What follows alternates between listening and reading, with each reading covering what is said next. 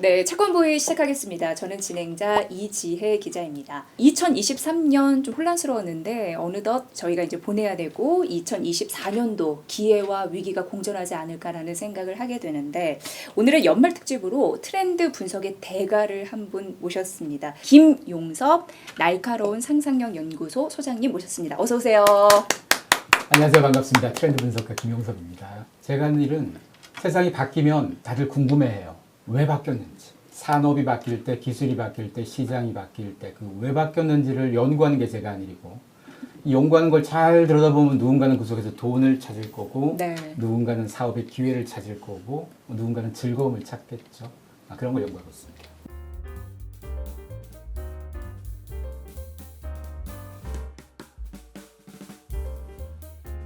내년에 그 돈의 흐름을 잘 짚어주신다고 해서 벌써부터 기대가 되는데 요즘에 굉장히 바쁘세요. 뭐 사실 1년 내내 안 바쁜 날이 없으시고요. 삼성, 현대차, CJ, 신세계, SK 등등 수많은 대기업에서 몇 천 회 이상의 강연을 또 해오신 분이고 다양한 채널에서 많은 트렌드 분석에 앞장서 주시고 계십니다. 저도 사실 두 권의 책을 다 봤습니다. 네. 라이프 트렌드 2024랑 머니 트렌드 이거는 공동 저서인데요. 2024 두 가지 책을 내셔서 지금 세상에 화제가 되고 있는 상황이거든요. 라이프 트렌드 시리즈가 지금 12년째 하고 있습니다.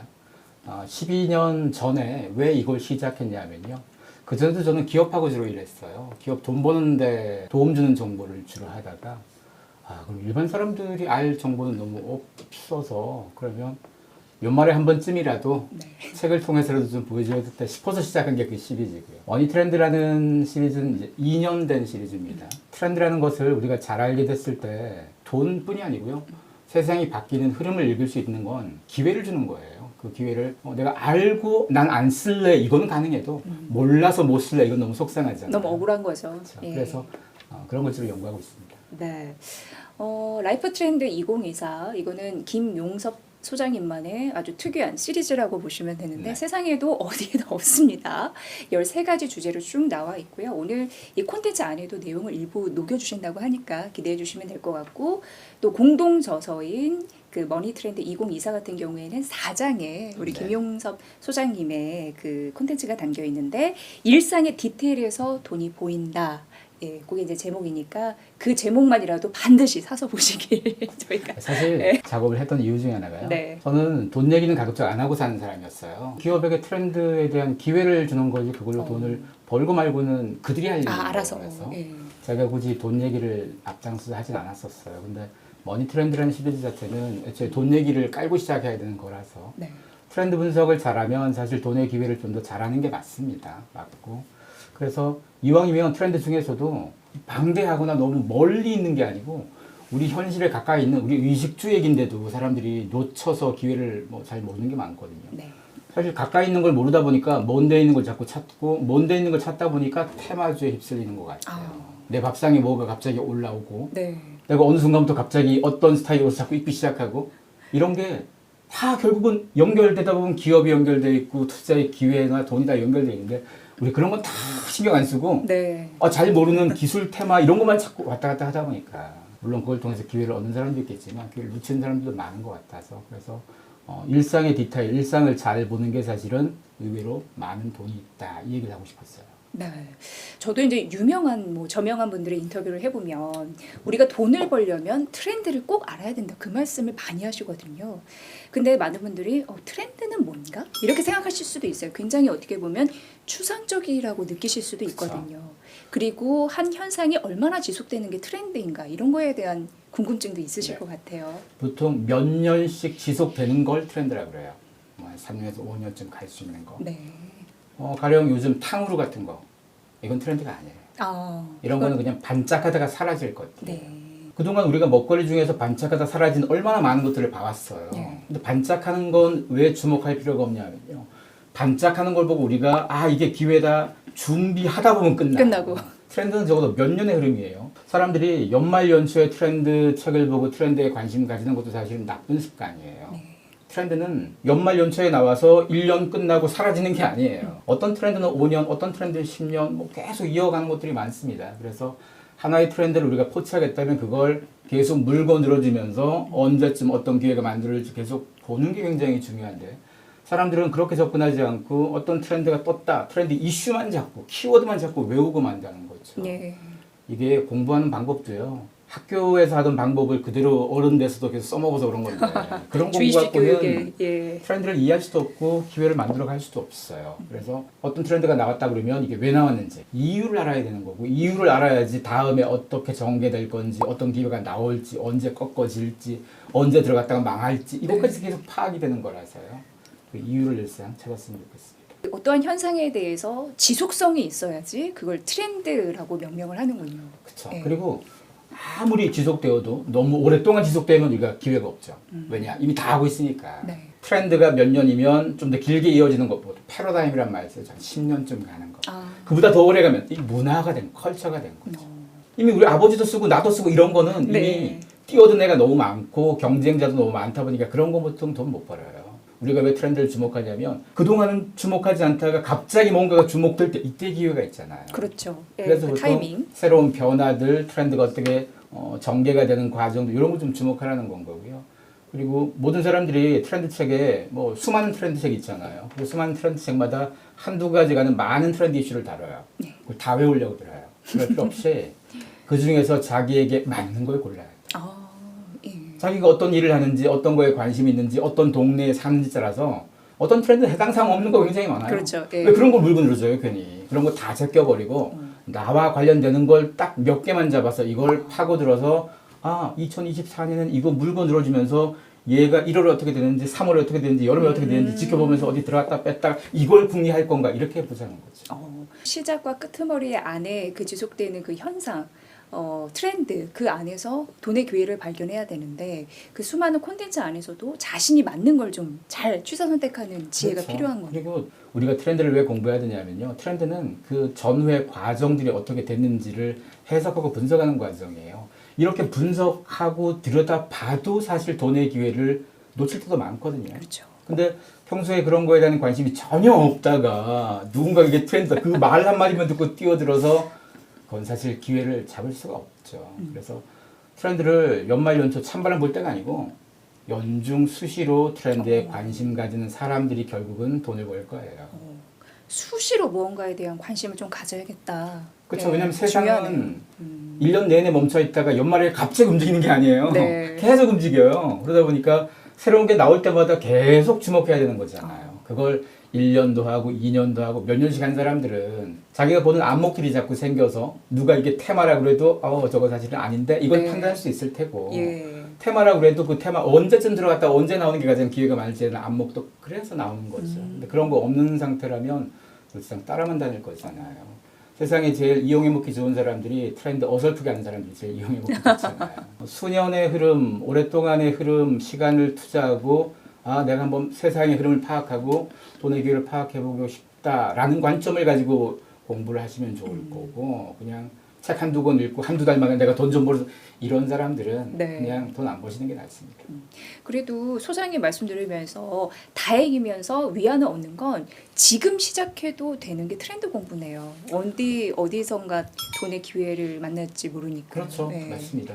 왜냐하면 우리가 살면서 인생에서 단 한 번 투자를 해서 그 한 번의 투자가 잘 돼도 네. 굉장히 인생은 잘 풀려요. 투자도 마찬가지, 돈의 기회도 마찬가지, 트렌드 파악도 마찬가지죠. 그래서 긴 호흡을 가지고 이해를 좀 쌓아가는 과정들, 그렇게 해서 안목을 좀 키워가고 그런 안목을 토대로 해서 네. 내가 이 기회를 잘 내 안목으로 발견했어. 얼마나 희열이 생기겠어요. 그렇게 해서 돈까지 벌게 되면. 2023년 개묘년 한 해가 얼마 남지 않았습니다. 네. 소장님 개인에 비춰서 봤을 때는 어떤 해로 기억되세요? 저는 연도하고 월하고 요일 이런 개념이 잘 없어요. 1년 내내 일합니다. 네, 3회년. 1년 내내 분석하고 1년 내내 공부하고 1년 내내 기업들하고 일하다 보니까 뭐 연 따져가면서 연 바뀐다고 해서 달라질 거 아무것도 없어요. 네. 우리가 살아가는 데 있어서 한 가지 분명한 건요. 적어도 작년의 나보다 올해 내가 얼마나 괜찮아졌나를 판단해야 돼요. 내 통장 잔고가 얼마나 늘었나 이런 게 중요하지 않아요. 적어도 작년의 나보다 올해 내가 좀 더 사고도 좀 더 근사해졌고 좀 더 똑똑해졌고 안목도 좋아졌고 이런 걸 스스로가 자꾸 매년 확인한다면 그러면 나이 먹는 게 얼마나 즐겁겠어요. 우리에게 필요한 공부라는 게 어떤 통합적인 능력이죠. 네. 암기만 해서 될 게 아니잖아요. 그런 사고는 나이가 많을수록 더 좋아요. 왜냐면 내가 알고 있는 지식도 많고 경험도 많고 이런 사람들이 계속 공부를 하고 흡수를 하면 점점점 쌓여갈 거니까 40, 50들이 사실은 제일 똑똑해요. 공부를 계속 했다는 전제하에서. 공부를 안 하고 40, 50이 되면 좀 멍청해지겠죠. 네. 근데 만약에 4, 50이 여기서 멈추지 않고 계속 새로운 공부를 하고 변화를 좀 관찰하고 한다면 60, 70이 되어도 두렵지 않겠죠.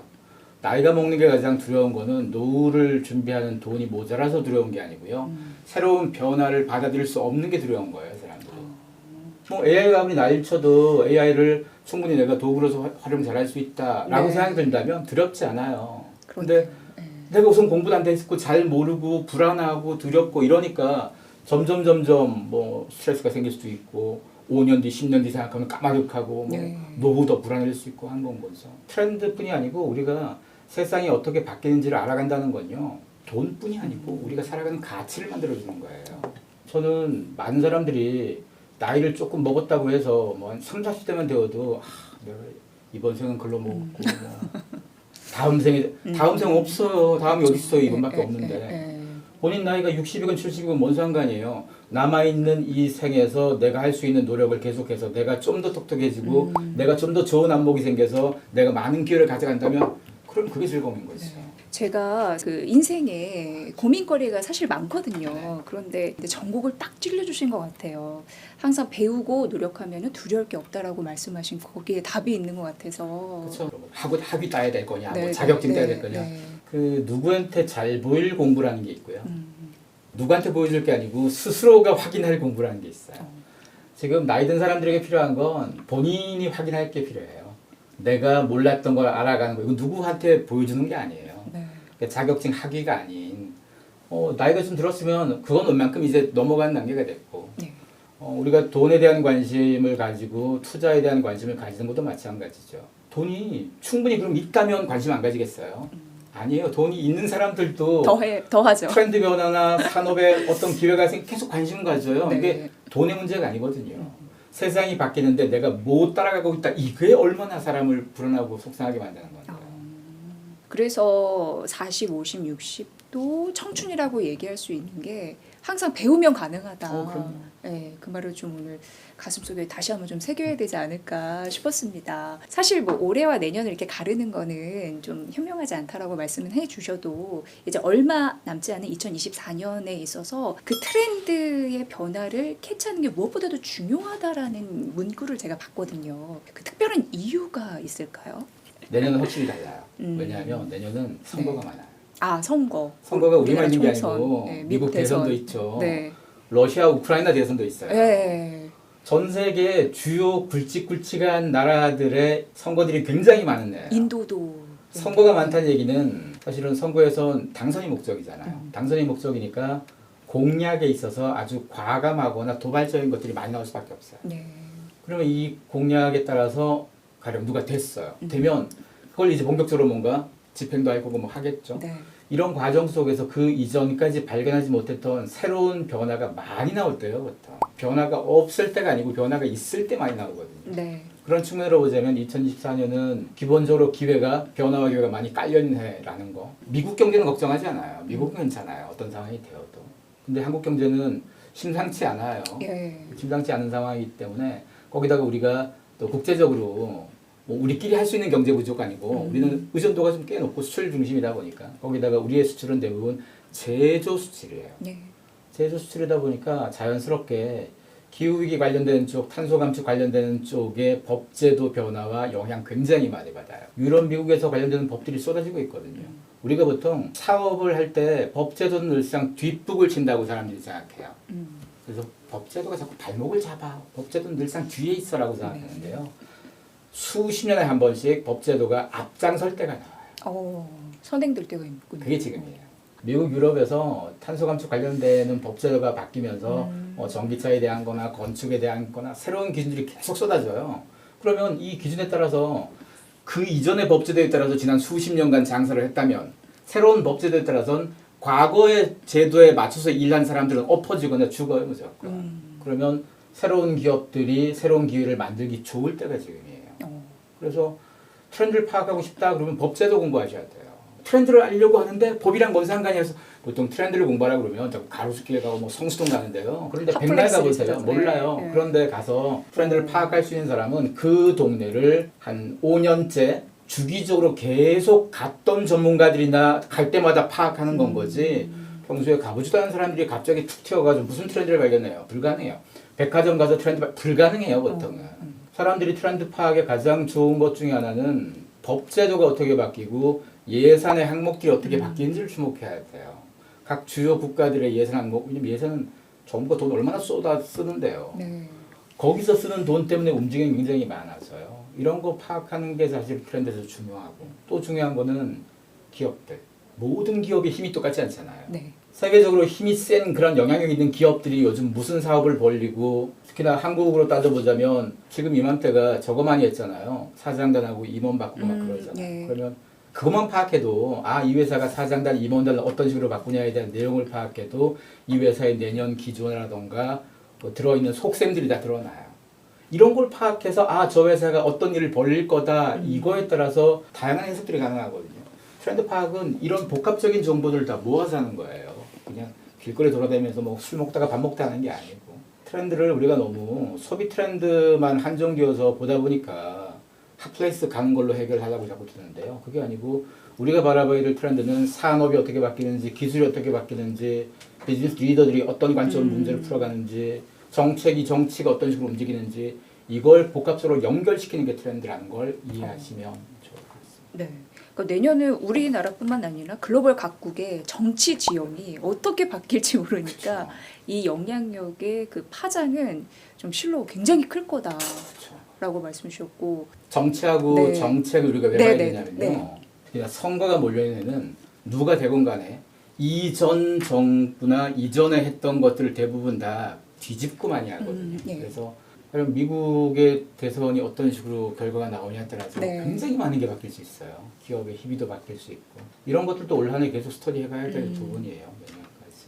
트렌드라는 것을 그냥 뭐 재밌고 막 흥미있고 신기한 뭐 새로운 볼거리 이렇게 접근하지 마시고 네. 세상이 변화해가는 움직임, 그 움직임은 굉장히 복합적이다 이렇게 이해하시면 이 정보를 바탕으로 투자를 하시고 뭘 하시고